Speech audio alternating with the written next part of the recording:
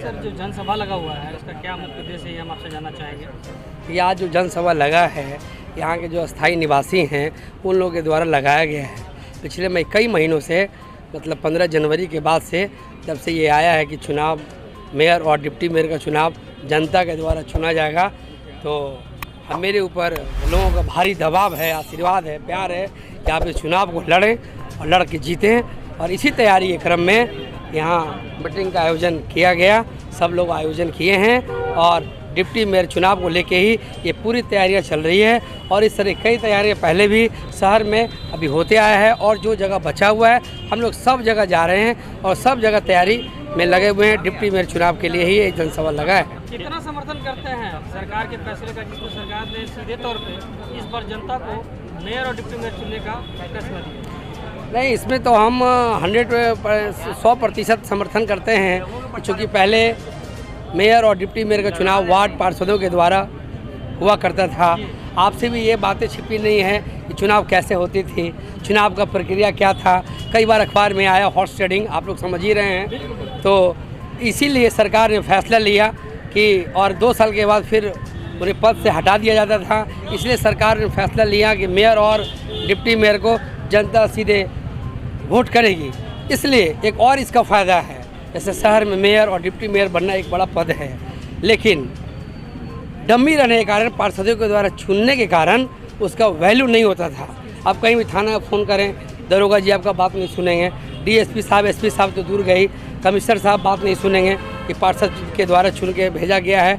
और जनता अगर किसी चीज़ को चुनेगी, आप देखेंगे अगर कोई एमएलसी बनता है तो उनके पास पद होता है, ये पावर नहीं होता है। वही कोई जनता के द्वारा चुना गया इलेक्टेड, जिसे जनता मत से चुनती है, जो विधायक बनते हैं उनके पास ज़्यादा ताकत होता है। वो अगर विधायक चाहे न्याय अन्याय के खिलाफ वो लड़ाई ज़्यादा लड़ सकते हैं। तो ये अच्छा हुआ है कि अब इसे जनता चुनेगी। जब से फैसला ये आया है, शहर में मेरा धीरे धीरे चलना मुश्किल हो गया था। अब लड़िए लड़िए लड़िए। मैं 25-30 वर्षों समाज सेवा में ही लगातार लगा रहता हूँ। इस बार जो है यहाँ से उप महापौर के लिए आप चुनाव लड़ने जा रहे हैं, तो क्या तो मेरा ये रहेगा, चुनाव जो हम लड़ रहे हैं और हम लोग जैसा व्यक्ति जब इस पद पे जीत के आया तो लोगों को पता चलेगा। पहले तो पता ही नहीं कि ये पद है क्या। इस पद के बारे में जैसे भी आप देखेंगे, वो शहर का जो कचरा टैक्स, पहले तो इसको हम ठीक करेंगे। मान लीजिए आपका हॉस्पिटल है, आपका स्कूल है, अनाप शनाप टैक्स लगा देना, हम इसको सुधार करेंगे। एक गरीब आदमी झोपड़ी भी बना कर रह रहा है, उसका भी अलग टैक्स है। मकान बन रहा है, उसका भी टैक्स है, उसका संशोधन करेंगे। और शहर में ट्रैफिक की समस्या आप देखते होंगे, कई मॉल में पति पत्नी मार्केटिंग करने गए, पुलिस गाड़ी लेके चला गया वहाँ थाना में, और पति पत्नी आने के बाद गाड़ियाँ खोज रहा है। पता चला बाद में पुलिस के द्वारा ले जाया गया। चोरी का जब वो रिपोर्ट दर्ज कराने गया तो पता चला गाड़ी आपकी पकड़ा के आ गई है, पार्किंग की यहाँ व्यवस्था नहीं है। और मैं एक बात आपको बता दूँ, ये सड़क का साफ सफाई, नाला, रोड, सड़क और रैन बसेरा, गरीब आदमी जहाँ आकर के रहे। और आप देखेंगे मौर्य लोग से लेके तमाम शहर की जगह फुटपाथ कर्मी जो अपना डेली कमाते हैं, ठेला लगा के, खोंचा लगा के, उसे आया जाता है, आए दिन पकड़ के आप देखते होंगे मारा पीटा जाता है और एक बैग टास्क फोर्स के द्वारा उसे हटाया जाता है। मैं जब इस पद पर रहूँगा तो मैं सब लोगों के लिए एक मासिक शुल्क लेके अस्थायी एक वेंडर जोन का व्यवस्था शहर में जहाँ खाली जगह पड़ा है वहाँ करूँगा। किसी के साथ मारपीट ना हो। जैसे भी आप देखेंगे राजीव नगर घटना जो हुआ, कितना दर्दनाक घटना हुआ, दिल दहला देने वाली घटना घटी। मैं भी 2-3 दिन गया। अब आप सोचिए, जो लोग 30-35-40 वर्षों से घर बना के वहाँ रह रहे थे, एक बैग आना, डीएम साहब और एसपी साहब की गाड़ियाँ और पुलिस का रैपिड एक्शन फोर्स और घर से महिला बच्चा सबको मार के पीटना, ये कितना दुर्भाग्य है। हम लोग जैसा अगर पद पे व्यक्ति होता है तो 1-2 लाख आदमी लेकर वहाँ खड़ा हो जाते और वहाँ जम जाते। जब घर बन रहा था पुलिस क्या कर रही थी, प्रशासन क्या कर रहा था, क्या हो रहा था, उस समय क्या चल रहा था। घर बनने में 2 साल 3 साल टाइम लगता है।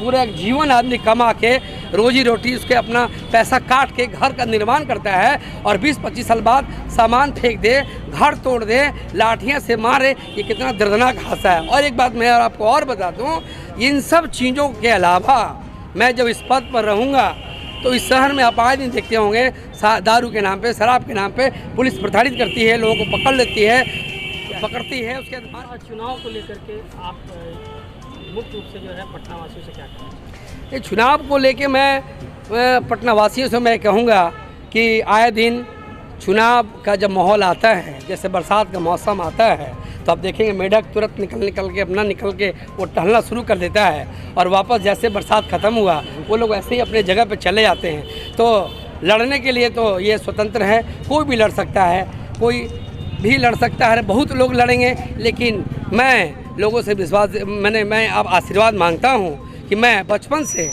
मतलब मैं जब कॉलेज में पढ़ा करता था, ये 96-97 में इन कॉलेज के हम छात्र रहे हैं। वहाँ छात्र जीवन में हमारा छात्रों के बीच में राजनीति रहा है। हम कॉलेज के प्रेसिडेंट हुआ करते थे, बीसी का घेराव ये सब करते करते बाद में हमारे बड़े भाई बैठे हैं यहाँ, रंजीत जी, सुभाष भैया, और हमें ये लोग मिल के, सुनील जी बैठे हैं, सब लोग मिल के व्यवसायियों का हम नेतृत्व किए हैं। 97, 98, 99, 2000, 2003, 2004 बहुत लंबा मतलब हज़ारों का चेहटार, पोस्टल पार्क, कंकड़बाग यूनियन हम चलता था।